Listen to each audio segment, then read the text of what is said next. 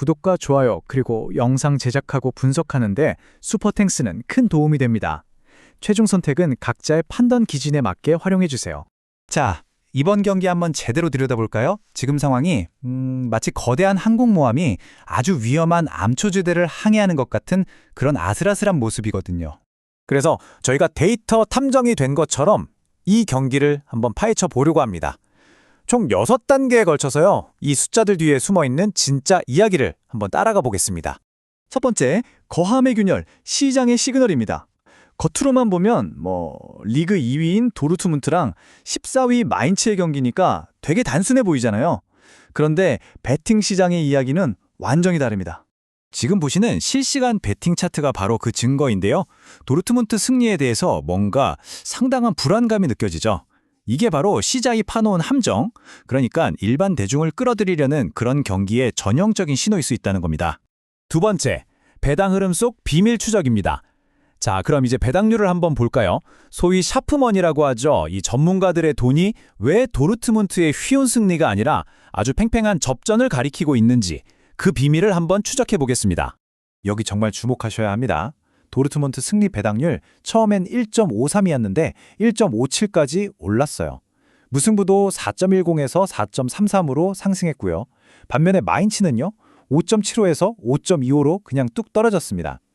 이게 뭘 의미하냐면 시장이 지금 핵심 선수가 빠진다는 그 리스크를 정말 심각하게 보고 있다는 뜻입니다. 그리고 더 흥미로운 건 바로 이 핸디캡 시장입니다. 원래 도르트문트가 한 골을 내주고 시작하는 마이너스 1.0 핸디캡 배당이 1.87이었는데 1.95까지 올랐어요. 반대로 마인츠가 한 골을 받고 시작하는 플러스 1.0 핸디캡은 1.97에서 1.90으로 내려갔죠. 이게 무슨 말이냐면 이제는 시장이 마인츠가 한 골차 이상으로 지지는 않을 거라고 보는 쪽으로 완전히 기울었다는 겁니다. 역전된 거죠. 총득점 시장의 변화는 이건 거의 드라마틱합니다. 기준점이 3.0골인데 3골 이상이 날 거라는 오버 배당이 처음에 2.02였거든요. 근데 이게 1.92까지 떨어졌어요. 반대로 언더는 1.82에서 1.92로 올랐고요. 이건 시장이 뒤늦게 아차, 마인츠도 골을 넣을 수 있겠는데 하고 깨달았다는 아주 강력한 증거입니다. 세 번째, 전술의 핵심 결정자입니다. 자, 그렇다면 도대체 왜 시장이 이렇게 움직이는 걸까요? 그 구체적인 이유를 알려면 이제 라인업과 전술을 들여다봐야 합니다. 가장 큰 이유는 바로 이겁니다. 도르트문트 배당이 오른 결정적인 이유. 팀 내에서 후방 빌드업, 그러니까 공격의 시작을 책임지는 역할 기여도 1위인 선수, 바로 니코 슐러터백의 결장이 확정됐기 때문이에요. 이 선수가 빠지면 어떻게 되냐고요? 도르트문트 공격이 바로 이렇게 됩니다. 공이 앞으로 나가질 못하고 뒤에서만 빙빙 도는 아주 비효율적인 U자형 빌드업에 갇히게 되는 거죠. 이러면 제대로 된 기회를 만들기가 정말 어려워집니다. 이런 답답한 상황을 깬 유일한 희망이 있다면 아마도 공격수 세르기라시의 개인 능력에 기댈 수밖에 없을 겁니다. 혼자서 뭔가 번뜩이는 플레이로 골을 만들어내야만 하는 그런 어려운 상황인 거죠. 반면에 왜 전문가들은 마인스의 핸디캡 승리에 주목할까요? 그 이유는 바로 감독 우르스 피셔에게 있습니다. 이 감독이 정말 질식 수비의 대가거든요. 아무리 강한 공격력이라도 그냥 무력화시켜버리는데 아주 능합니다. 네 번째, 데이터 이면 보기입니다. 자, 그럼 단순한 통계 넘어 그 데이터의 속살을 한번 들여다볼까요? 거긴 또 어떤 이야기가 숨어 있을지 한번 보시죠. 도르트문트가 홈에서 기록한 기대 득점, 즉 XG 값이 2.80이에요. 사실 엄청나게 높은 수치죠. 하지만 아까 말씀드렸듯이 공격의 시발점이 되는 핵심 선수가 빠졌잖아요. 그렇기 때문에 이 숫자를 고지곳대로 믿기엔 좀 무리가 있습니다. 그리고 이건 마인츠의 원정 경기력을 보여주는 아주 중요한 데이터입니다. 원정에서 4승 1무, 굉장하죠. 특히 수비적으로 오버퍼폼을 하고 있다는 점이 눈에 띄는데요.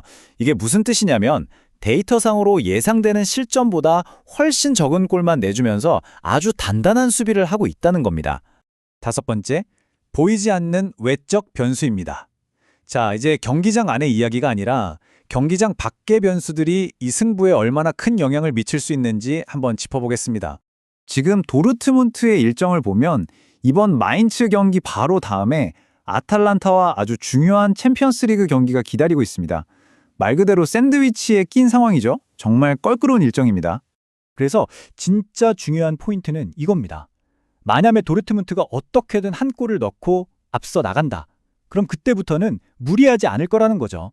체력을 아끼면서 경기를 완전히 잠가버릴 가능성이 아주 높습니다. 바로 이 점 때문에 도르트문트가 큰 점수차로 이기기는 어려울 거라고 보는 겁니다. 마지막 6번째, 최종 결론. 데이터의 선택입니다. 자, 지금까지 저희가 수집한 모든 단서들을 종합해서 데이터는 과연 어떤 선택을 내렸을지 그 결론을 지금부터 말씀드리겠습니다. 데이터가 분석한 승리 확률을 보면요. 도르트문트가 이기긴 이기는데 아주 힘들게 이길 확률이 약 60% 정도로 나옵니다. 하지만 동시에 마인츠가 이기거나 비기는 이변이 일어날 확률도 무려 40%나 된다고 경고하고 있어요. 그렇기 때문에 이 데이터를 근거로 가장 추천할 만한 선택지는 두 가지로 좁혀집니다.